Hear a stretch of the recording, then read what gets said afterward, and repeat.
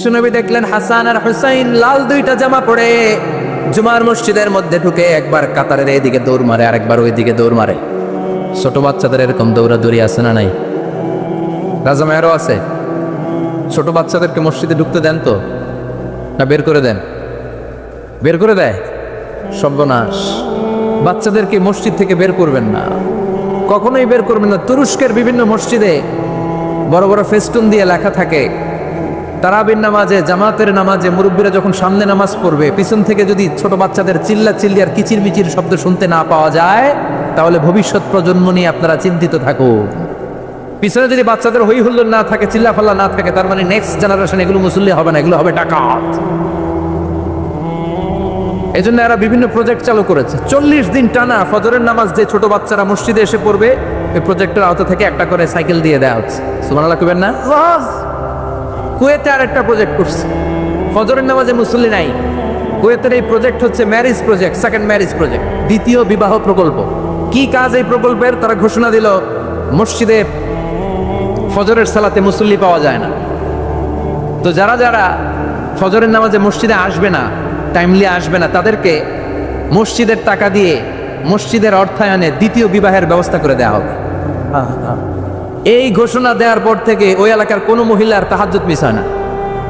ফজর তো অনেক দূরে, তাহাজ্জুদের সময় থেকে হাজবেন্ডে ডাকা শুরু করে, মসজিদে যাও, তাড়াতাড়ি তাড়াতাড়ি কোথায় যাও, কারণ মসজিদে না গেলে দ্বিতীয় বিয়ে আছে না নাই? সুবহানাল্লাহ কইবেন না? অটে প্রজেক্ট, অটে প্রজেক্ট, কত চমৎকার প্রজেক্ট! এই প্রজেক্টগুলো নেওয়ার দরকার আছে না নাই? এজন্য ছোট বাচ্চাদেরকে মসজিদ থেকে তাড়িয়ে দেওয়া যাবে, এদেরকেও নিয়ে যান। এরা হাসতে খেলতে চলতে ফিরতে, আমি বাইরের যত জায়গায় তারাবি পড়েছি, অনেক দেশে তারাবি পড়েছি রামাদানে, ছোট বাচ্চারা পিছনে অনেক কিচির মিচির করে, হঠাৎ অ্যানাউন্সমেন্ট দেয়, বাবা মারা ছেলে মেয়েদেরকে শান্ত করেন, কিছুক্ষণ শান্ত, 2 রাকাত পর আবার চিল্লাচিল্লি, আছে না নাই? তো ওরা যদি না চিল্লায়, ওরা যদি লাফালাফি না করে, লাফালাফি কি 80 বছরের মুরব্বী করবে? কথা কয় না। মুরব্বী লাফালাফি করলে এটা মানাবে? ছোট বাচ্চারা লাফালাফি করবে, একজন আরেকজনের কামড় দিবে, কাচের গ্লাস ভাঙবে, এটাই পৃথিবীর সৌন্দর্য। চিল্লায় বলেন ঠিক কিনা? বিশ্বনবী একবার আসরের নামাজের সেজদা লম্বা করে দিলেন। সাহাবারা বললেন, নবী নামাজের পরে ধরলেন, অসুস্থ হয়ে গেলেন নাকি? অথবা কোরআনের আয়াত সেজদা অবস্থায় নাজিল হয়ে গেল নাকি? আসরের সেজদা তো এত লম্বা করতে কখনো দেখি নাই রে নবী। বিশ্বনবী বললেন, না, অসুস্থ হই নাই, কোরআনের আয়াত নাজিল হয় নাই। আমি যখন সেজদা লুটিয়ে পড়েছি, আমার কলিজার টুকরা নাতি হাসান আমার কাঁধের উপরে চেপে বসেছে। আমি যদি সেজদা থেকে মাথা উঠাই, হাসানের কষ্ট হয়ে যাবে, তাই আসরের একটা সেজদা আমি ইচ্ছা করেই লম্বা করে দিয়েছি। কি নবী ছিল, কি মায়া ছিল নাতিদের সাথে। হাসান হুসাইন, বিশ্বনবী যে নবী হচ্ছে সব নবীদেরও সর্দার, ওই নবীরে ঘোড়া বানায়, বিশ্বনবীর বাবরি চুল ছিল তো ওই চুল ধরে এরকম ঘোড়া ঘোড়া খেলত। বিশ্বনবীর কাঁধে বসে বিশ্বনবীর বাবরি চুল টেনে টেনে কয়ে এটা আমার ঘোড়া। হাসান হুসাইনের গায়ের এমন কোনো জায়গা নাই যে জায়গায় বিশ্বনবী চুমা দেয় নাই। আর বলতেন, রায়হানাতাইনি ফিদ দুনিয়া, হাসান আর হুসাইন হলো আমার দুনিয়ার সুগন্ধি। আল্লাহ, সাইয়্যিদা শাবাবি আহলিল জান্নাহ, জান্নাতীরা আপনারা যারা জান্নাতে যাবেন, আপনাদের সামনে 2টা পতাকা থাকবে, একটা থাকবে হাসানের হাতে আর একটা হুসাইনের হাতে। বিশ্বনবী মসজিদে নববীতে জুমার খুতবা দিচ্ছেন, হঠাৎ হাসান আর হুসাইন লাল 2টা জামা পরে কাতারের মধ্যে দৌড়াদৌড়ি শুরু করলেন। বিশ্বনবী খুতবা থামিয়ে দিলেন, মিম্বার থেকে নেমে হাসান হুসাইনকে 2 হাতে টানতে টানতে মিম্বারের উপরে নিয়ে আসলেন, যাতে মুসল্লিদের ডিস্টার্ব না হয়ে যায়। হাসানকে ডান হাতে ধরে, হুসাইনকে বাঁ হাতে ধরে বাকি খুতবাটা বিশ্বনবী তখন শেষ করলেন। 500টা খুতবা দিয়েছেন। কয়টা? চিল্লায় বলেন কয়টা? আবার বিশ্বনবী জুমার খুতবা দিতে দাঁড়ালেন, এক সাহাবী এসে বসে পড়ল। বিশ্বনবী বললেন, কম দাঁড়াও, 2 রাকাত পড়ছো? সাহাবী কেনা পড়ি নাই। বিশ্বনবী বললেন, এর রাকাতেন, 2 রাকাত পড়ো। সাহাবী 2 রাকাত পড়া শুরু করলেন, বিশ্বনবী আবার খুতবা দেওয়া শুরু করলেন। খুতবার নিরবিচ্ছিন্নতাকে ভঙ্গ করে বিশ্বনবী তাকে দাঁড়াতে বললেন, 2 রাকাত নামাজ পড়তে বললেন। তার মানে খতিব সাহেব মন গড়া শুধু খুতবা দিয়ে যায় না, ডানে বায়ে কোথায় কি হচ্ছে সব কিছু নজরে রেখে, কন্ট্রোলে রেখে, সামাজিক সব সমস্যার কথাগুলো তুলে ধরে অসামাজিক কার্যকলাপের বিরুদ্ধে হুঙ্কার দিয়ে জুমার প্ল্যাটফর্মটাকে শক্তিশালী করাই হচ্ছে একজনের খতিবের দায়িত্ব। চিল্লা এখন ঠিক কিনা? এই কাজই করেছেন বিশ্বনবী 500টা খুতবায়। আবার বিশ্বনবী দাঁড়িয়ে খুতবা দিচ্ছেন, এক সাহাবী এসে বলেন, নবী মদিনার মধ্যে পানি নাই, অনাবৃষ্টি, দুর্ভিক্ষ, আপনি একটু দোয়া করেন যাতে বৃষ্টি হয়। কিসের দোয়া? বিশ্বনবী জুমার খুতবা থামিয়ে দিলেন, খুতবা দিচ্ছিলেন, খুতবা থামিয়ে দোয়া করলেন, আল্লাহুম্মা স্কিনা, আল্লাহুম্মা স্কিনা ইয়া গাউস আগিসনা, আল্লাহুম্মা স্কিনা গাইসান মুগীসান মারিআন মুরিআন নাফিআন গায়রা দা আজিলান গায়রা আজিল। আল্লাহ আপনি আমাদের সাহায্য করেন, আপনি রহমত করেন, বরকত দেন, আপনি মদিনার বুকে বৃষ্টি দেন, তাড়াতাড়ি দেন, দেরি করেন না। সুবহানাল্লাহ। বিশ্বনবী দোয়া করতে দেরি, মুহূর্তের মধ্যে ঝুমঝুম করে বৃষ্টি নাজিল হয়ে মদিনাটা প্লাবিত হয়ে গেল। আকাশে মেঘ দেয় কে? বৃষ্টি দেয় কে? আল্লাহ মেঘ দে, পানি দে, ছায়া দে রে তুই, আল্লাহ মেঘ দে। পড়েন পড়েন, আল্লাহ মেঘ দে, পানি দে, ছায়া দে রে তুই, আল্লাহ মেঘ দে। সবকিছু দেয়ার মালিক কে? বৃষ্টি দেয় কে? মেঘ দেয় কে? বিশ্বনবীর দোয়ার বরকতে বৃষ্টি নামলো। শুক্রবার বৃষ্টি, শনিবার বৃষ্টি, রবি সোম মঙ্গল বুধ বৃহস্পতি শুক্র, এর পরের শুক্রবার পর্যন্ত টানা বৃষ্টি হলো। কারণ দোয়ার বৃষ্টির দোয়া করছে, বৃষ্টি বন্ধ আর দত করে না, চলতেছে। আল্লাহকে যে নবী চাইছেন দিতেছি, না করলে থামামু। সুবহানাল্লাহ কইবেন না? বৃষ্টি হইতে হইতে মদিনায় বন্যা, মরুভূমির দেশ, কি পরিমাণে হেভি রেইনফল হলে মরুতে বন্যা হয়। সুবহানাল্লাহ পড়বেন না? আবার বিশ্বনবী পরের জুমাবারে খুতবা দিচ্ছেন, ওই সাহাবী এসে হাজির, এসে বলে, ও নবী আর বৃষ্টির দরকার নাই। যে বৃষ্টির দোয়া করতে বলেছিল সে এসে বলে, আর কিসের দরকার নাই? চিল্লায় বলেন, কিসের দরকার নাই? ও নবী আর বৃষ্টির দরকার নাই, এবার বৃষ্টি বন্ধের দোয়া করেন। বিশ্বনবী আবার হাত তুলে বললেন, আল্লাহুম্মা হাওয়ালাইনা ওয়ালা আলাইনা, মানে আল্লাহ আপনি বৃষ্টি দেন, তবে এই এলাকায় না, ডানে বায়ে সামনে পেছনে চারদিকে দেন। সাহাবীরা মসজিদ থেকে বেরোয় দেখে মদিনার চারদিকে এরকম গোল একটা চাকতি, এই চাকতি দিয়ে নীল আকাশ দেখা যায়, আর ডানে বায়ে সামনে পেছনে প্রচন্ড ঝড় ঝন্ডার বৃষ্টি। মদিনার আকাশে এক ফোঁটাও বৃষ্টি নেই। চিল্লা এখন সুবহানাল্লাহ। এগুলো হচ্ছে বিশ্বনবীর খুতবার বরকত। 500টা খুতবা দিয়েছেন, এজন্য খতিব সাহেবরা ভালো করে খুতবা দেওয়ার দরকার আছে না নাই? আল্লাহ বললেন, ইদা নুদিয়া লিস-সালাতি মিন ইয়াউমিল জুমআতি ফাসআউ ইলা যিকরিল্লাহি ওয়া যারুল বাই। জুমার আযান যখন হয়ে যায়, জুমার নামাজ পড়তে যাও, বেচা কেনা বন্ধ করে দাও। কার কথা? আল্লাহ। Close the shop, shut down the shop, close the market. Market বন্ধ, দোকানের শাটার নামাও, ক্যাশ বক্সে তালা ঝুলাও, ব্যবসা প্রতিষ্ঠান, মার্কেট সবগুলো বন্ধ করে একজনের জিকিরের দিকে ছোটবা। তিনি কে? অল্প 1-1.5 ঘন্টার জন্য যদি ব্যবসা বন্ধ রাখেন, পরে যখন আবার দোকান খুলবেন জুমার বরকতে ব্যবসা বাড়িয়ে দিতে পারে কে? এরপর আল্লাহ বললেন, ফাইদা কুদিয়াতিস সালাতু ফান্তাশিরু ফিল আরদি ওয়াবতাগু মিন ফাদলিল্লাহ ওয়াযকুরুল্লাহা কাসীরান লাআল্লাকুম তুফলিহুন। যখন নামাজ শেষ হয়ে যায়, ফাইদা কুদিয়াতিস সালাতু ফান্তাশিরু ফিল আরদ, জুমার নামাজ যখন শেষ হয়ে যায়, জামাতের নামাজগুলো যখন শেষ হয়ে যায়, ফান্তাশিরু ফিল আরদ, জমিনে ছড়িয়ে যাও, ওয়াবতাগু মিন ফাদলিল্লাহ, আল্লাহর কাছ থেকে ফদল তালাশ করো, মানে রিজিক তালাশ করো। কার কথা? নামাজ শেষ মসজিদে থাকবেন, কই যাবেন? কথা কন, জোরে কন। নামাজের সময় ঢুকবেন কই? নামাজ শেষে যাইবেন কই? আবার বলেন, আজান হলে ঢুকবেন কই? আজান শেষ, নামাজ শেষ, যাবেন কই? কুদিয়াতিস সালাহ ফান্তাশিরু ফিল আরদ, এটা হচ্ছে ইসলামের বিধান। মসজিদে গোল হয়ে বসে থাকার কোনো বিধান নাই। শুধু মুরব্বী যারা, কাজ নাই, ফ্যামিলিরে দেওয়ার কিছু নাই, অবসর সময় ও ঢেল সময় মসজিদে বসে তেলাওয়াত করেন, জিকির করেন, সমস্যা নাই। কিন্তু যুবক যারা, নামাজের পরে সমাজকে উপহার দিবা, রাষ্ট্রকে অনেক কিছু উপহার দেওয়ার আছে, তোমার ফ্যামিলির প্রতি অনেক দায়িত্ব আছে, কর্মক্ষম কেউ নামাজের পরে মসজিদে অলস সময় কাটানো যাবে না। বিধানটা কার? ওমর ফারুক মসজিদে নববীর ইমাম, জোহরের নামাজের ইমামতি করলেন, বের হয়ে আসলেন, দেখেন মসজিদের বারান্দায় ইয়ামান থেকে আসা কিছু লোক গোল হয়ে বসে বসে জিকির করে। কি করে? মনোযোগ নাই। কি করে? জিকির করে। উনি চলে গেলেন, আসরের সময় আবার ইমামতিতে আসলেন, আসরের সালাত পড়িয়ে চলে যাচ্ছেন, আবার দেখে গোল হয়ে জিকির করে ওই দল। মাগরিবের নামাজে ইমামতি করলেন, চলে যাওয়ার সময় দেখে সবাই যায়, এরা যায় না, গোল হয়ে বসে বসে জিকির করে আর তাসবিহ পড়ে। এবার ওমরে ফারুক বললেন, আসসালামু আলাইকুম। সবাই বলে, ওয়ালাইকুম আসসালাম। মান আনতুম, তোমরা কারা?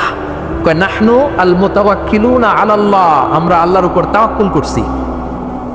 তো তাওয়াক্কুল করে যে বসে আছো, তোমাদের ফ্যামিলি নাই, ছেলে মেয়ে নাই, দায় দায়িত্ব নাই, সমাজকে উপহার দেওয়ার মতো কিছু নাই, আর তোমরা যে বসে আছো 3টা বেলা খাইলা থেকে না, রোজা দাও। ইয়ামানি লোকগুলো বলে না রোজা রাখি নাই, খাইছি। ওমর বলল বড় আল্লাহর ওলি খানা করতে আইছে। আমাদের জিকির আর বুজুর্গি দেখে আশেপাশের লোকজন খানা দিয়া গেছে। ওমরে ফারুক বলে তাইলে তো তোমরা মিথ্যাবাদী, তোমরা মুতাওয়াক্কিলুনা আলাল্লাহ নও, তোমরা আল্লাহর উপর তাওয়াক্কুল করনি, তোমরা হচ্ছে আল মুতাওয়াক্কিলুনা বা'দুকুম বা'দা, একে অপরের উপর নির্ভরশীল। যারা খানা দিয়ে যায় এদের উপর তোমরা নির্ভরশীল। তোমরা জিকির করার তাকায় থাকো, বাটি আসে কোন দিক দিয়া, খাবারের প্লেট আসে কোন দিক দিয়া, জোরে কোন ঠিক কিনা? আল্লাহর উপর তাওয়াক্কুল এটা নয়। আনতুমুল মুতাওয়াক্কিলুন বা'দুকুম বা'দা, এখনই মসজিদ থেকে বের হয়ে যা। এরপরে কোনোদিন নামাজের পর গোল হয়ে বসে থাকতে দেখলে পিটায় মসজিদ থেকে তাড়াবো। এটা হচ্ছে ইসলামের বিধান। চিল্লা এখন ঠিক কিনা? ফান্তাশিরু ফিল আরদ, নামাজের পরে কৃষক চলে যাবে মাঠে, ব্যবসায়ী চলে যাবে শপিং মলে, মেম্বার অব দ্য পার্লামেন্ট চলে যাবে সংসদে, সেনা সদস্যরা ঢুকে যাবে ক্যান্টনমেন্টে। চিল্লা এখন ঠিক কিনা? যার যেখানে দায়িত্ব পালন করার জন্য ছুটো। মসজিদে বসে থাকা যাবে? কোনো যুবক মানুষ, কর্মক্ষম মানুষ নামাজের পরে মসজিদে বসে বসে জিকির করা যাবে? নামাজে তো সবচেয়ে বড় জিকির, কামাই করা লাগবে না? মেয়ে কোথায় গেল, ছেলে কোথায় গেল, ফ্যামিলির খোঁজ খবর নেওয়ার দরকার আছে না নাই? চিল্লায় বেড়া আছে না নাই? এরপর আল্লাহ বললেন ওয়াইদা রাআউ তিজারাতান আও লাহওয়ান ফাদ্দু ইলাইহা ওয়া তারাকুকা কাইমা। ও নবী, সাহাবারা কাফেলার পণ্য এসেছে মদিনায় শুনে আপনাদের জুমার মিম্বারের মধ্যে দাঁড় করিয়ে রেখে সবাই চলে যায়, এটা ঠিক করে নাই। আমার কাছে এমন রিজিক আছে যেটা কখনো ফুরাবে না, ঠিক কিনা? এই আয়াতটা বুঝতে হলে 2 মিনিট খুব মনোযোগ দিয়ে কানগুলো খরগোশের মতো খাড়া করে ফেলা। কানগুলো খরগোশের মতো খাড়া হয়েছে? মনোযোগ আছে? বিশ্বনবী সাল্লাল্লাহু আলাইহি ওয়াসাল্লাম মদিনাতে প্রথম যখন জুমার নামাজ পড়াতেন তখন আগে জুমার 2 রাকাত পরে 2টা খুতবা দিতেন, ঈদের নামাজের মতো। ঈদের নামাজে আগে কি 2 রাকাত, পরে খুতবা। জুমার নামাজও ছিল এরকম, আগে 2 রাকাত নামাজ, পরে খুতবা। বিশ্বনবী আগে 2 রাকাত নামাজ পড়িয়ে খুতবা দিচ্ছেন, তখন মদিনায় দুর্ভিক্ষ, খাবার দাবার নাই। 1 মাস আগে দেখিয়াতুল কেলবি আল আনসারী নামক এক সাহাবীকে দিয়ে বিশ্বনবী শাম দেশ থেকে কাফেলা পাঠিয়েছেন খাবারের দ্রব্যাদি আনার জন্য, পণ্য আনার জন্য। 1 মাস পরে তারা খাদ্যের পণ্য নিয়ে, মদিনাতে তখন দুর্ভিক্ষ, খাবারের দাম 2 গুণ 3 গুণ, খাবারের পণ্য নিয়ে কাফেলা ফিরে এসেছে জুমার টাইমে। তখন বিশ্বনবী জুমার 2 রাকাত নামাজ পড়িয়ে খুতবা দিচ্ছিলেন। কি করতেছিলেন? আর তখন নিয়ম ছিল, কোন শহরে কাফেলা ঢুকলে তারা তবলা বাজাতো, ঢোল বাজিয়ে দিত, ঢোলের আওয়াজ সবাই শুনে ওইখানে জড়ো হতো। যার যত পণ্য কিনা দরকার পণ্য কিনে নিয়ে চলে যেত। বিশ্বনবী জুমার নামাজের ইমামতি করে 2টা খুতবা যখন দিবেন, মিম্বারের মধ্যে দাঁড়িয়ে বিশ্বনবী মসজিদে নববীতে খুতবা দিচ্ছেন। খুতবার মাঝখানে বিশ্বনবী তবলার আওয়াজ শুনতে পেলেন। কিসের আওয়াজ? বিশ্বনবী সহ সব সাহাবারা বুঝতে পেরেছে 1 মাস আগে দিহিয়াতুল কালবি শাম দেশে যেই কাফেলা পাঠানো হয়েছে, ওই কাফেলা খাবারের পণ্য নিয়ে মদিনার মধ্যে ঢুকেছে। এখন মসজিদে কানাঘুষা। কিছু সাহাবী বলে না না, বিশ্বনবীর খুতবা রেখে যাওয়া যাবে না। অনেকে বলে আমরা না গেলে মুনাফিকেরা সব পণ্য কিনে ফেলবে, আমরা খাবো কি? কেউ কয় বসে থাকি, কেউ কয় ল যাই। 2-4 জন ওঠা শুরু, সাথে সাথে ওনাদের পিছনে পিছনে বাকি সাহাবীরা ওঠা শুরু। যেতে যেতে পেছন থেকে 1 কাতার, 2 কাতার, 3 কাতার, পুরো মসজিদে নববী খালি, মাত্র 12 জন সাহাবা ছাড়া। কয়জন? কথা কন। মাত্র 12 জন সাহাবা বিশ্বনবীর সামনে বসে আছেন। 4 খলিফা, জাবির ইবনে আব্দুল্লাহ, এরকম 12 জন সাহাবা বসে আছেন। সব সাহাবারা পণ্য কেনার জন্য চলে গেল। সাহাবারা ভাবলো নামাজ আসল, নামাজ তো পড়েই ফেলছি, এখন খুতবা সমস্যা নাই। কিন্তু আল্লাহ এটা সহ্য করলেন না। বিশ্বনবী দাঁড়িয়ে খুতবা দিবে আর সাহাবারা সেই খুতবায় বসে না থেকে কাফেলার পণ্য পূরণের জন্য দৌড়াবে, এটা সাহাবাদের জন্য শোভনীয় নয়। চিল্লা এখন ঠিক কিনা? এজন্য সাহাবাদেরকে ধমক দিয়ে, আমাদের চোখে আঙ্গুল দিয়ে আল্লাহ আয়াত নাযিল করলেন, ওয়া ইযা রাআউ তিজারাতান লাহওয়ানি আও লাহওয়ানিন ফাদ্দু ইলাইহা ওয়া তারাকুকা কাইমা। ও নবী, আপনার সাহাবারা দুনিয়ার পণ্য সামগ্রী দেখে আপনাকে জুমার মিম্বারের মধ্যে দাঁড়িয়ে রেখে তারা চলে যায়। কুল মা ইনদাল্লাহি খায়রুম মিনাল লাহওয়ি ওয়া মিনাত তিজারা। ও নবী, আপনি বলে দেন আমার কাছে এত বিশাল ধনভাণ্ডার আছে, সবার যত চাহিদা যত কামনা আছে সব যদি দিয়ে দেয় আমার ধনভাণ্ডারের 1 ইঞ্চিও কমবে না। সবচেয়ে বড় রিজিকদাতা কে? চিল্লায় বলেন কে? কেউ যেটা পারে না পারে কে? কেউ যেটা দেয় না দেয় কে? জুমার নামাজে আগে আগে যেতে রাজি আছেন? সময় মতো জুমার খুতবা শুনতে রাজি আছেন তো? খতিব সাহেবরা ঠিকঠাক মতো জুমার খুতবা দিবেন তো? জুমার দিনের কিছু সুন্নাত আছে, শুনবেন না দোয়া করে ফেলবো? এই সুন্নাতগুলো শুনে আমরা বিদায় নিব, চিল্লায় পড়েন ইনশাআল্লাহ। জুমার দিনের প্রথম সুন্নত হচ্ছে জুমার দিনের ফজরের নামাজটা জামাতে পড়া। সবাই কয় খাইছে, হুজুরে দর্শে জায়গা মতো আসল জায়গায় ফজরের নামাজে ভেজাল আছে না নেই? রাজা মেহারে নাই, রাজা মেহারের মসজিদ সব প্যাক হয়ে যায়, মুসল্লি আর মুসল্লি। জুমার নামাজের প্রথম সুন্নত হচ্ছে ফজরের নামাজটা কি পড়া? জামাতে। আফদালুস সালাওয়াত ইনদাল্লাহি সালাতুল ফাজরি ফি ইয়াউমিল জুমআতি ফি জামাআ। বিশ্বনবী বললেন জুমার নামাজের 15টা সুন্নত মুখস্থ রাখতে হবে। 1 নম্বর সুন্নত ফজরের সালাত জামাতে পড়তে হবে। 2 নামাজ মুনাফিকদের কাছে সবচেয়ে কঠিন, একটা হচ্ছে ফজরের নামাজ আর একটা এশার নামাজ। এক আলেমকে জিজ্ঞেস করা হলো ফজরের বাতাসটা এত ঠান্ডা আর স্নিগ্ধ কেন? আলেম উত্তর দিয়েছিল কারণ ফজরের বাতাসে মুনাফিকদের নাকের দুর্গন্ধ মিশে না।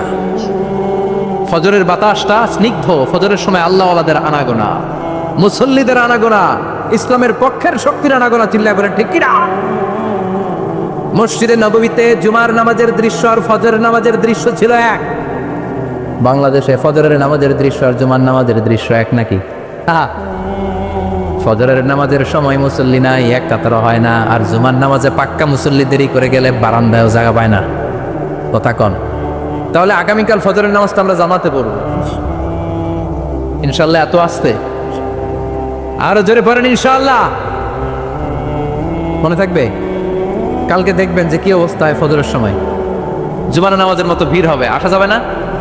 কথা কয় না। 2 নম্বর সুন্নাহ হচ্ছে আসিওয়াক, মেসওয়াক করা। মাতহারাতুন লিল ফাম মারদাতুন লির রাব। মেসওয়াক করলে দাঁত পরিষ্কার থাকে, আল্লাহ খুশি হয়ে যায়। বিষ্ণুই বলেছেন যদি আমার উম্মতের জন্য কষ্ট না হতো প্রত্যেক নামাজের আগে মেসওয়াক করা আমি ফরজ করে দিতাম। মেসওয়াক ছিল বিশ্বনবীর জীবনের শেষ আমল। এই মেসওয়াক করে বিশ্বনবী শেষ নিঃশ্বাস ত্যাগ করেছেন। আপনার নবী, আমার নবী, ওনার জীবনের সর্বশেষ আমল ছিল কি? সুবহানাল্লাহ কইবেন না? বিশ্বনবী জাইতুনের ডাল দিয়ে মেসওয়াক করতেন। বিষ্ণু বলতেন নি'মা সিওয়াকি আয-যাইতুন ফাইন্নাহু সিওয়াকি ওয়া সিওয়াকুল আম্বিয়া মিন ক্বাবলি। জাইতুনের ডালের মেসওয়াক কতই না ভালো, কারণ এটা দিয়ে আমিও মেসওয়াক করি, আমার আগে সব নবীরাই জাইতুনের ডাল দিয়ে মেসওয়াক করেছে। সুবহানাল্লাহ। 3 নাম্বার হচ্ছে দুহুন, তেল মালিশ করবেন। বিশ্বনবী জাইতুনের তেল চুলে আর গায়ে দিতেন। বিশ্বনবী বলতেন ওয়াদাহিনু ফাইন্না ফিত তাদহিনি বারাকাত। তেল খাও, তেল দাও, তেল মালিশ করো, তেলের ভেতরে আল্লাহ বরকত ঢুকাইয়া দিছে। তেল দিবেন তো? আপনি জুমার দিনে সুগন্ধি লাগিয়ে যাওয়া সুন্নাত লাগাবেন? লাগাতে রাজি আছেন? বিশ্বনবী বলতেন এই দুনিয়ার 3টা জিনিস আমার কাছে সবচাইতে প্রিয়। হাব্বিবা ইলাইয়া মিন দুনিয়াকুম সালাস। 1 হচ্ছে আন-নিসা, নারীদেরকে আমি পছন্দ করি। 2 হচ্ছে আতিব, সুগন্ধি লাগাতে আমি পছন্দ করি। বিশ্বনবীর কেউ সুগন্ধি হাদিয়া দিছে, বিশ্বনবী নেয় নাই, এরকম কোন ঘটনা ঘটে নাই। আল্লাহু আকবার। কুররাতু আইনি ফিস সালাহ। নামাজের মধ্যে যখন আমি দাঁড়িয়ে যাই আমার চক্ষুটারে ঠান্ডা করে দেয় কে? আবার বিশ্বনবী বলতেন আরবাউন মিন সুনানিল মুরসালিন। 4টা সুন্নাত সব নবীদের সুন্নাত। 1 নম্বরে আল হায়া মানে লজ্জা। আরেক বর্ণনা এসেছে আল খিতান মানে সুন্নাতে খাতনা, এটা সব নবীদের ছিল। আর সেওয়াক, সব নবীরা মেসওয়াক করেছেন। আতিব, সব নবীরা আতর লাগিয়েছেন। আর নিকাহ, সব নবীরা বিয়েও করেছেন। চিল্লায় পড়েন আল্লাহু আকবার। 5 নম্বর সুন্নাহ হলো আল লিবাস আহসানা সিয়াব, সুন্দর জামা পরা। নট নেসেসারি যে নতুন জামা হতে হবে, পুরাতন জামাও ধুয়ে আয়রন করে পরলে একটা সৌন্দর্য আছে না নাই? ইন্নাল্লাহা জামিল ওয়া ইউহিব্বুল জামাল। আল্লাহ নিজে সুন্দর, সৌন্দর্যকে আল্লাহ পছন্দ করেন। পৃথিবীতে সবচেয়ে সুন্দর কে? পৃথিবী সুন্দর, মানুষ সুন্দর, আসমান সুন্দর, জমিন সুন্দর, সুন্দরে সুন্দরে পাল্লা। জানি না কত সুন্দর তুমি আল্লাহ, জানি না কত সুন্দর তুমি আল্লাহ। সুবহানাল্লাহ পড়েন। ইন্নাল্লাহা ইউহিব্বু আইয়ারা আসারা নি'মাতিহি আলা আবদি। আল্লাহ তার বান্দার উপর তার নেয়ামতের ছিটেফোঁটা দেখতে চান। আপনি যদি ধনী হন দামি জামা পরবেন, সুন্দর জামা পরবেন। অনেকে আছে অনেক ধনী, কিটুসের মতো সিরা জামা পরে, আছে না নাই? আপনি ধনী মানুষ, আপনি সিরা জামা পরছেন কেন? আপনার যে সম্পদ আছে এটার বহিঃপ্রকাশ আল্লাহ দেখতে পছন্দ করে। আপনাকে যে আল্লাহ কি নাজ নেয়ামত দিয়েছে, অহংকার ছাড়া স্বাভাবিক বহিঃপ্রকাশটা আল্লাহ দেখতে পছন্দ করে। কোন সুবহানাল্লাহ। এরপরে 6 নাম্বার হলো ইকসারুস সালাহ আলান নবী, বিশ্বনবীর উপর বেশি বেশি দুরূদ পড়া।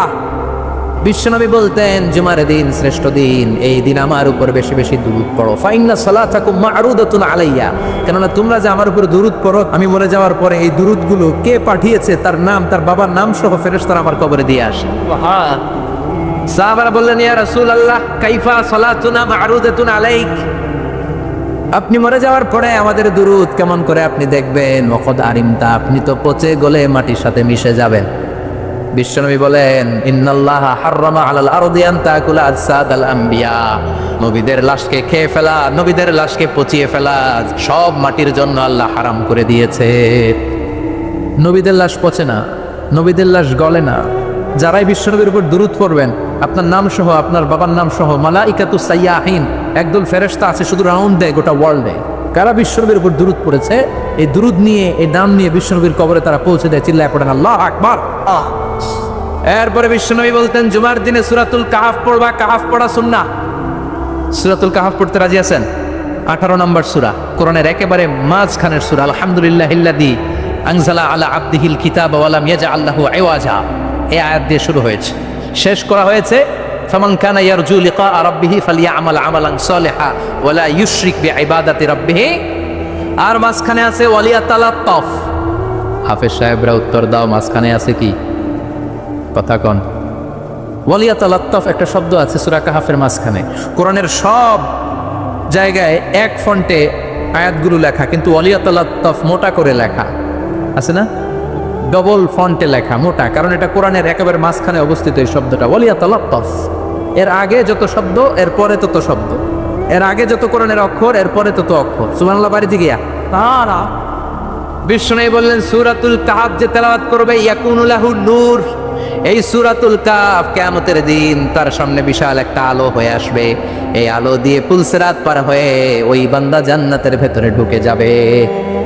আবার বিষ্ণু বলেন, যারা সূরাতুল কাহফের প্রথম 10 আয়াত তেলাওয়াত করবে জুমার দিন, শেষের 10 আয়াত যারা জুমার দিন তেলাওয়াত করবে, দাজ্জালের ফিতনা থেকে তাদেরকে মুক্ত রাখবে কে? সুবহানাল্লাহ পড়বেন না? বিষ্ণু বলেছেন, খুযু আন্নী মানাসিকাকুম, আমার থেকে হজের নিয়মগুলো জেনে নাও। রুকনুল হাজারিল আসওয়াদ, কাবা ঘরের 4টা কর্নারের একটা কর্নারে একটা ব্ল্যাক স্টোন আছে, ব্ল্যাক স্টোন, আল হাজার আল আসওয়াদ, কালো পাথর, এটাতে কিস করা সুন্নাত, চুমু দেয়া সুন্নাত। এটা জান্নাতের পাথর। নূহ আলাইহিস সালামের বন্যার সময় পাথরটা হারিয়ে যায়, পরে এটাকে জাবালে আবু কুবাইস থেকে এনে আবার সেট করা হয়। এখান থেকে তাওয়াফ শুরু করতে হয়। কিয়ামতের দিন আল্লাহ তাআলা এই হাজারে আসওয়াদ পাথরটাকে একটা মুখ দিবেন, 2টা চোখ দিবেন। কারা কারা এটার মধ্যে চুমু দিছিল, কিয়ামতের দিন এই পাথরটা আল্লাহর কাছে দাঁড়িয়ে সাক্ষী দিবে। এখান থেকে তাওয়াফ শুরু, ঘুরে আসবেন, 7টা রাউন্ড দেওয়ার পরে আপনার এক তাওয়াফ হবে। এই যে বিষ্ণু বললেন, খুযু আন্নী মানাসিকাকুম, আমার কাছ থেকে হজের নিয়মাবলী শিখে নাও। আপনি না পড়লে শিখতে পারবেন? এজন্য কোরআনের স্লোগান হচ্ছে পড়ো, পড়তে পড়তে মরো। বলেন, পড়ো, পড়তে পড়তে। যখন মন খারাপ তখন পড়বেন, যখন মন ভালো তখনও পড়বেন, যখন সুস্থ আছেন তখনও পড়বেন, যখন অসুস্থ তখনও পড়বেন, যখন মরবেন তখনও পড়বেন। কি পড়বেন? লা ইলাহা ইল্লাল্লাহ মুহাম্মাদুর রাসূলুল্লাহ। সুবহানাল্লাহ কইবেন না? পড়া ছাড়া এই উম্মতের কোনো গতি আছে? দেখেন, দুনিয়ার কিতাব আল্লাহ শুরু করলেন ইকরা দিয়ে, আখিরাতের কিতাব আল্লাহ শুরু করেছেন ইকরা দিয়ে। আখিরাতে প্রত্যেককে আমলনামা দেয়া হবে, কাউকে ডান হাতে, কাউকে বাঁ হাতে। দুনিয়াতে যারা ভালো কাজ করেছে, ইসলামের পক্ষে যারা কথা বলেছে, যারা ন্যায় নীতির পক্ষে, সাম্য, মৈত্রী, ভ্রাতৃত্ব, ইনসাফ আর জাস্টিসের পক্ষে কথা বলেছে, সামনের দিক থেকে এসে ডান হাতে আমলনামা দেয়া হবে। আল্লাহ। আর যারা ইসলামকে বাঁশ দিছে, আছে না নাই? ইসলামের কথা সহ্য হয় না, এরা প্রগতিশীল, মাথায় চুল কম, আছে না নাই? জাতি আর সমাজ নিয়ে ভাবতে ভাবতে নিজের ভাবনাটাই হারিয়ে ফেলেছে। নাস্তিক, নাস্তিক আছে না নাই?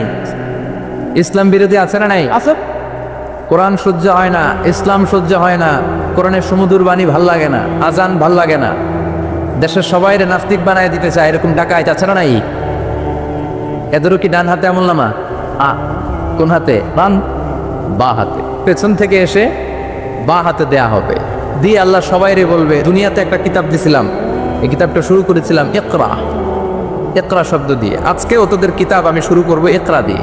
আল্লাহ বলবেন ইকরা, কিতাবাকা কাফা বিনাফসিকা আল-ইয়াওমা আলাইকা হাসিবা।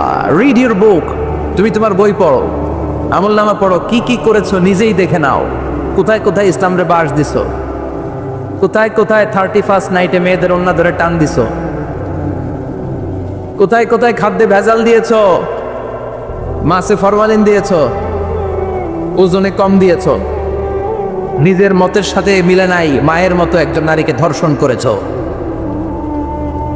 প্রতিটা বিষয়ের ইঞ্চি ইঞ্চি পাই টু পাই হিসাব হবে। জাররা জাররা জাররা জাররা। টিনের ঘরে শীতের রাতে টিনের চালে যে ছিদ্র থাকে না, দেখবেন এই ছিদ্র দিয়ে সূর্যের একটা চিকন আলো নেমে আসে। তো ওই আলোর কাছে গেলে দেখবেন হালকা হালকা ছোট ছোট ধুলাবালির কণা দেখা যায়। দেখে নাই মনে হয়, বুঝতেছে না মনে হয়, দেখা যায় না? টিনের চালের ছিদ্র দিয়ে সরু একটা আলো, ওই আলোর সামনে গেলে ছোট ছোট ধুলা দেখা যায়। ঘরের কোথাও ধুলা নাই, কিন্তু ওই জায়গায় ধুলা আছে না নাই? এই ধুলা তারা আরবিতে বলে জাররা। কি বলে? জাররা জাররা। এই জাররা জাররা পরিমাণ হিসাব নেওয়া হবে। যতটুকু করেছেন ভালো প্রতিদান পাবেন, আর যতটুকু ইসলামের ক্ষতি করেছেন ঠিক ততটুকু আপনার কাছ থেকেও দেখিয়ে দেওয়া হবে। চিৎকার করে বলেন ঠিক কিনা? সেদিন হবে ফাইনাল খেলা। কি খেলা? আমরা সেই ফাইনাল খেলার অপেক্ষায়। ইনশাআল্লাহ পড়েন ইনশাআল্লাহ। এজন্য সবসময় কোরআনের পক্ষে থাকতে হবে। এই স্লোগানটা যেন আমাদের মনে থাকে যে কোরআনের প্রথম কর্মসূচি হচ্ছে পড়ো, পড়তে পড়তে আবার কোরআনের প্রথম কর্মসূচি কি? পড়তে পড়তে মর। খেয়াল থাকবে। আল্লাহ তৌফিক দাও। আরো জোরে পড়েন আমিন। রাজা মেহার আদর্শ এতিমখানা হাফিজিয়া মাদ্রাসা প্রাঙ্গণের আজকের প্রোগ্রাম। দেবিদ্দার থানা না? দেবিদ্দার কই, আপনারা কই? হ্যাঁ, অনেক বড়। সভাপতি আলহাজ অ্যাডভোকেট মোহাম্মদ শফিকুল আলম সাহেব, প্রধান অতিথি আলহাজ মোহাম্মদ মোস্তফা হোসেন সরকার। চমৎকার ও আবেগঘন কথা বলেছিলেন। মুরব্বীরা আবেগঘন কথা বলতে পারে, কারণ মুরব্বীদের মধ্যে একটা মুন্সিয়ানা ভাব আছে। আমরা মুরব্বী শাস্তে চাইলে হবে? আমাদের হবে বজ্রকণ্ঠের আওয়াজ, চিল্লা এখন ঠিক কিনা? আমাদের এক একটা স্লোগান আর তাকবীরের আওয়াজ আকাশ বাতাস চন্দ্র সূর্য ভেদ করে আল্লাহর আরশে যে ধাক্কা লেগে যাবে। কথা কয় না? আমাকে রেখেছেন প্রধান বক্তা। আমার আগে কথা বলেছে মাওলানা বেলাল হোসেন হেলালি, সুমধুর কণ্ঠে কথা বলে। নিশ্চয়ই আপনারা কোরআন থেকে অনেক কথা শুনেছেন। সম্মানিত ভাইরা, আমাদের বর্তমান পৃথিবীর অবস্থা হচ্ছে এই, আমরা খুব ব্যস্ত। সবাই ব্যস্ত না? সময় নাই আমাদের, অনেক ব্যস্ত। আমরা যে পৃথিবী থেকে চলে যাব এটা ভাববারও সময় নাই, আল্লাহরে সময় দেওয়ার সময়টাও নাই। আমাদের স্পিরিচুয়ালিটি, আমাদের মোরালিটি, আমাদের ethical level is going down. আমাদের আধ্যাত্মিকতা, নৈতিকতা, আল্লাহর প্রতি আস্থা এবং অগাধ বিশ্বাস দিন দিন যাচ্ছে নিচের দিকে। তার বিপরীতে আমাদের গ্রিড, আমাদের জেলাসি, আমাদের অ্যারোগেন্স, আমাদের এগো is going up. It's increasing day after day. আমাদের অহংকার, আমাদের দুনিয়ার লোভ, আমাদের দাপট দেখানোর মেন্টালিটি, এগুলো দিন দিন উপরের দিকে যাচ্ছে। এই তাফসির মাহফিলগুলো অ্যারেঞ্জ করার মূল উদ্দেশ্য হচ্ছে এই সিকোয়েন্সটাকে ঘুরিয়ে দেয়া, অর্থাৎ আমাদের আধ্যাত্মিকতা যেন বাড়ে, কোরআনের টাচে এসে আমরা যেন আল্লাহওয়ালা হতে পারি। কথা বলেন, আমরা আল্লাহওয়ালা হতে এসেছি আজকে। কি হতে? সবাই বলেন আল্লাহ। আল্লাহ তুমি আল্লাহওয়ালা হিসেবে কবুল করো। আজকের মাহফিলটারে আমাদের নাজাতের ওসিলা বানাও। এই মাহফিলের ওসিলায় আশেপাশে যত কবরস্থান আছে মুর্দেগানদের তুমি মাফ করো, কবরগুলো জান্নাতের টুকরা বানাও। আসুন আমরা অফিসিয়ালি আল্লাহকে একটা থ্যাঙ্কস দেই, ধন্যবাদ দেই যে আল্লাহ তাআলা আমাদেরকে আজকে এরকম চমৎকার পরিবেশে আসার বসার তৌফিক এনায়েত করলেন। আমরা পড়ে নিচ্ছি কালিমাতুশ শুকুর আলহামদুলিল্লাহ।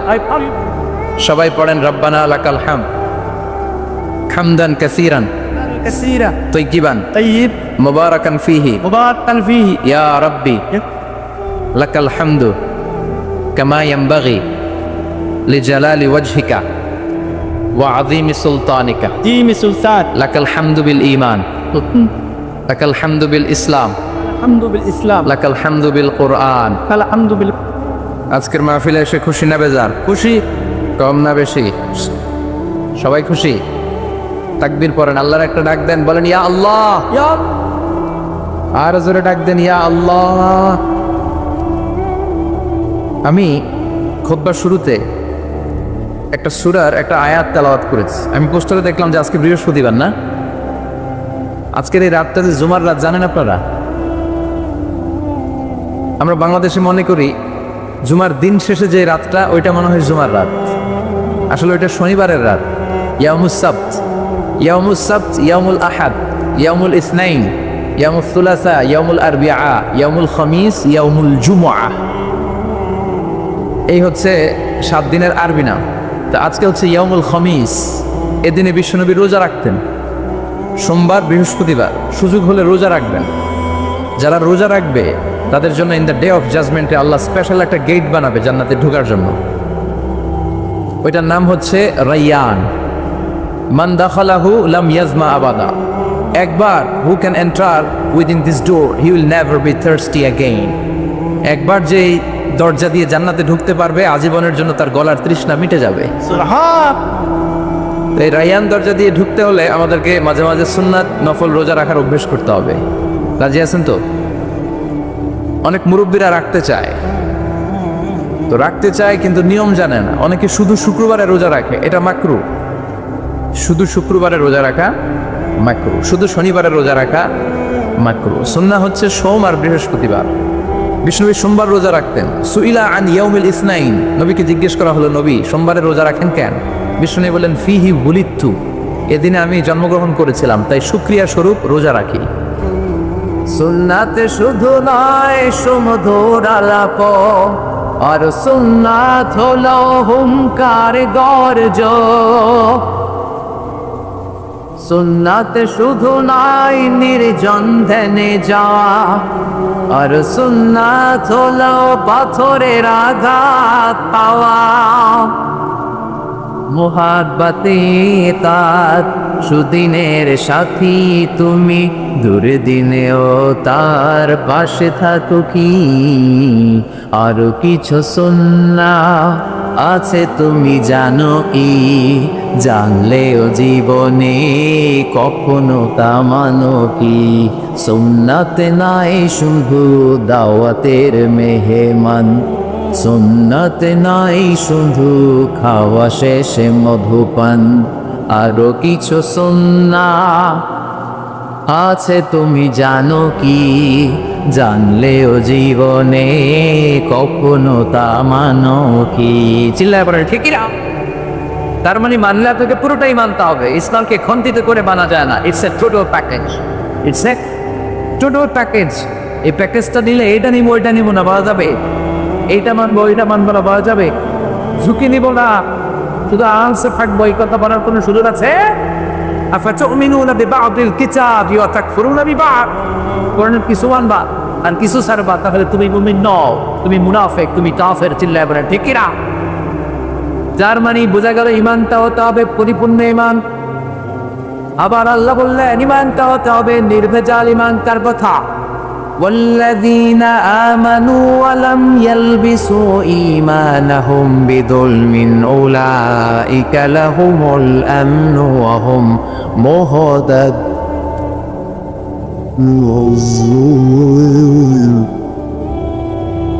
ইমানটা হতে হবে নির্ভেজাল ইমান।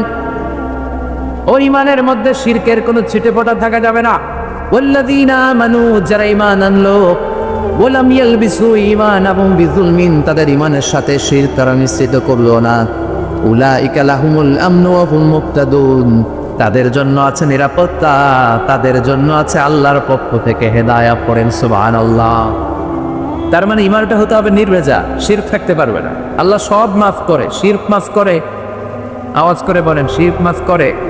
শিরক মানে আল্লাহর কাছে না চেয়ে গায়রুল্লাহর কাছে চাওয়া, অন্য কারো কাছে চাওয়া। বিষ্ণু বলেছেন ইদা সাআলতা ফাসআলিল্লাহ ওয়া ইদা ইসতাআনতা ফাসতাইন বিল্লাহ। যখন সাহায্য চাইতে মনে চায় আল্লাহর কাছে সাহায্য চাও। যখন হাত পাইতে মনে চায় হাত পারতে হবে শুধুমাত্র একজনের কাছে। তিনি কে? কেউ যেটা পারে না পারে কে? কেউ যেটা দেয় না দেয় কে? কেউ যেটা দেখে না দেখে কে? আমরা বিপদে পড়লে, কোনো দুর্ঘটনা ঘটে গেলে, আমার লাইফে কোনো বড় ইভেন্ট বা ইনসিডেন্ট ঘটে গেলে আমরা সবার আগে ফেসবুকে শেয়ার দিই, আছে না নাই? ফেসবুকেও শেয়ার দেওয়ার আগে সবার আগে শেয়ার দিতে হবে কার কাছে? বন্ধুর কাছে শেয়ার করার আগে, স্ত্রীর কাছে শেয়ার করার আগে, নিজের বাবা মায়ের কাছে শেয়ার করার আগে আমরা শেয়ার দিব যার কাছে তিনি কে? তার ভান্ডার হচ্ছে অফুরন্ত ভান্ডার। আল্লাহ বলছেন পৃথিবীর সব মানুষগুলো যদি একটা ময়দানে দাঁড়িয়ে যায় আর সবাই যদি তাদের মনের চাহিদা আকুতি বিনতি আমার কাছে বলতে শুরু করে, আল্লাহ এটা দাও, বাড়ি দাও, গাড়ি দাও, নারী দাও, সব দাও, একটার পর একটা যদি সবাই আমার কাছে চাইতে শুরু করে, আর সব বান্দার যত চাওয়া আছে সব চাওয়া যদি আমি পূরণ করে দেই, সবও যদি দিয়ে দেই, আমার ভান্ডারের 1 ইঞ্চিও কমবে না। এজন্য চাইতে হবে কার কাছে? চিল্লায় বলেন, বিপদে পড়লে চাইবো কার কাছে? নাকি দয়া বাবার কাছে? খাজা বাবা, কেউ ফিরে না খালি হাতে, হাজারে তোর দরবারে দে। নোয়াখালীতে আছে, যাওয়া যাবে? কিছু চাওয়া যাবে? কে বলেছে দরবার গ্রুপ থেকে মানুষ খালি হাতে ফিরেন? দামি ঘড়ি নিয়ে যায়, ঘড়ি চুরি হয়ে যায়, খালি হাতে ফিরে। পকেট ভর্তি টাকা নিয়ে যায়, টাকা চুরি হয়, খালি পকেটে ফিরে। দামি জুতা পরে যায়, জুতা চুরি হয়, খালি পায়ে ফিরে। আছে নাই? একটা দরবার থেকে কেউ কোনোদিন খালি হাতে ফিরে না। দরবারটা কার দরবার? চিল্লাবার চাপ দরবার। কেউ ফিরে না খালি হাতে, আল্লাহরে তোর দরবারেতে। সবাই বলেন, কেউ ফিরে না। এজন্য আল্লাহ রেখে বললেন, গোলাম, মুমিনুন সম্প্রদায়ের অধিকারী যদি হতে চাও, এই দলের কর্মী যদি হতে চাও, ঈমান আনতে হবে পরিপূর্ণ। 2 নাম্বার, ঈমানটা হতে হবে নির্ভেজাল। এই ঈমানের সাথে শিরকের কোনো ছিটে ফোঁটা থাকতে পারবে? শিরকের বিপরীত হলো তাওহীদ। আমরা সবাই তাওহীদের অনুসারী, জোরে কোন ঠিক কিরা? তাওহীদেরই মুর্শিদ আমার, মুহাম্মাদের নাম বলো, মুহাম্মাদের নাম। আল্লাহর নাম জপলে বুঝতে পারি, আল্লাহরই কালাম বলো, মুহাম্মাদের নাম। ওই নামেরই রশি ধরে যায় আল্লাহর পথে, ওই নামেরই ভেলায় চড়ে ভাসি নূরের স্রোতে। ওই নামের বাতি জেলে দেখি আরশের মুকাম বলো, মুহাম্মাদের নাম। তাওহীদেরই মুর্শিদ আমার, মুহাম্মাদের নাম বলো, মুহাম্মাদের নাম। আল্লাহর নাম জপলে বুঝতে পারি, আল্লাহরই কালাম বলো, মুহাম্মাদের নাম। পড়েন আল্লাহু আকবার। তার মানে ঈমান হতে হবে পরিপূর্ণ। ঈমানের মধ্যে কোনো ভেজাল থাকতে পারবে না, শিরক থাকতে পারবে না। 3 নাম্বার, ঈমান হতে হবে ঈমানের মতো, ঠিকই না? যে ঈমান জ্বলে ওঠে আপন শক্তিতে। জ্বলে উঠুন আপন শক্তিতে, একটা কথা আছে না এই দেশে? কার স্লোগান এটা? হ্যাঁ, যে ঈমানে প্রয়োজনে জ্বলে ওঠে না, যে ঈমান সত্য নের কথা বলে না, যে ঈমান প্রয়োজনে জ্বলে ওঠে না, যে ঈমান সত্য নের কথা বলে না, যে ঈমান বাস্তবে নাই, যে ঈমান অন্তরে নাই, মুখে শুধু পাকা বলি, কি করে তারে বলো ঈমানে বলি, কি করে তারে বলো ঈমানে বলি, কি করে তারে বলো ঈমানে বলি, ঠিকিরা? যে ঈমান দিন কায়েমের আন্দোলনের ধার ধারে না,